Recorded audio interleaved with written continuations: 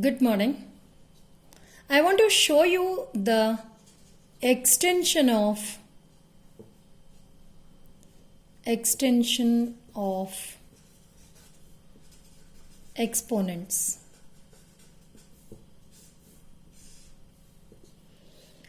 Extension of exponents, how do we know about it? What an exponent is? Let us go with an example. Let's go with 2 power x. But what is the meaning of 2 power x? 2 power x is equal to 2 into 2 into 2 into 2 up to x times. We've learned in our 8th grade, 9th grade also. Then here 2 is the base and x is called as the power or the index or the exponent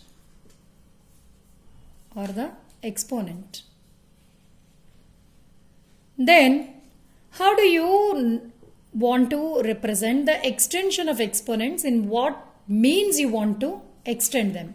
The chapter exponents, how do you want to extend?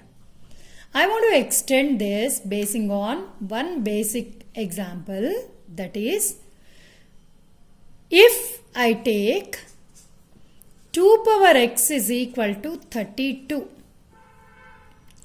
How do you write 32 as? 32 can be written as the product of prime factors as 2 16s are, 2 8s are, 2 4s are, 2 2s are. That means 2 2s are 4, 4 2s are 8, 8 2s are 16, 16 2s are 32. So 32 can be written as 2 to the power 5.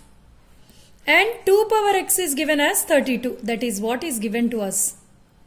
Then we have learned in our previous grades that when bases are equal, then powers can be equated. Then x is equal to 5. Here you have written x times and you are equating it to 32. That x times has become here 2 to the power 5. Isn't it? Here 2 to the power 5 it is become. So x is equal to 5. Then once when you got to know that x is equal to 5, such kind of problems are called as solvable exponents. Solvable exponents.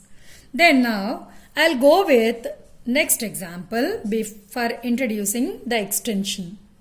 What is that example is? Here if I go with, if 2 power x is equal to 7. Can you write 7 in terms of 2, product of 2? 2 into 2 into 2 into like that. Can you write 7? No, we cannot write 7 in terms of 2 into 2 into 2 into 2. So, what do we need to solve for x? Can x is solvable by this manner? Is x is solvable by this manner? No, x is not solvable by this manner.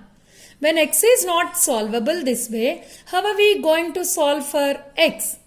What is the other way of solving x when the powers, the bases are not equal? The number which is represented here cannot be written in terms of base, as a power of 2.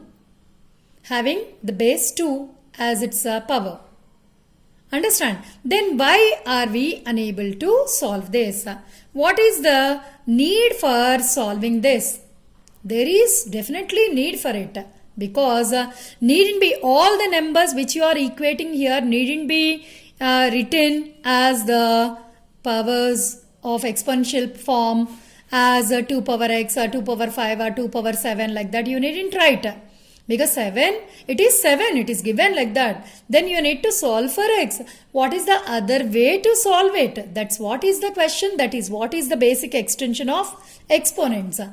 Basic extension of exponents is that only. That's what I mean to say in the beginning.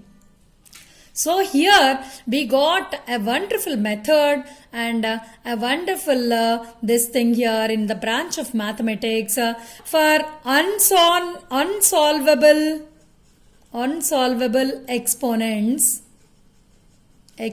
of this type. There is another branch of mathematics which is called as logarithms. So these logarithms are itself is called as extension of exponents and relative problems. In what ways we can use logarithms in day-to-day application? Whenever I feel like solving any problem, I was always to ask students or myself.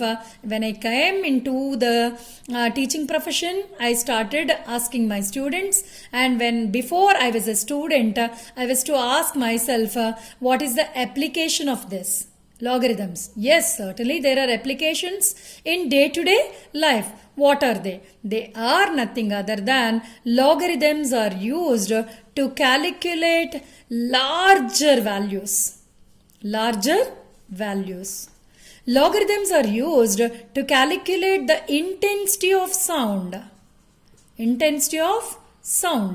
Logarithms are used to calculate intensity of earthquakes.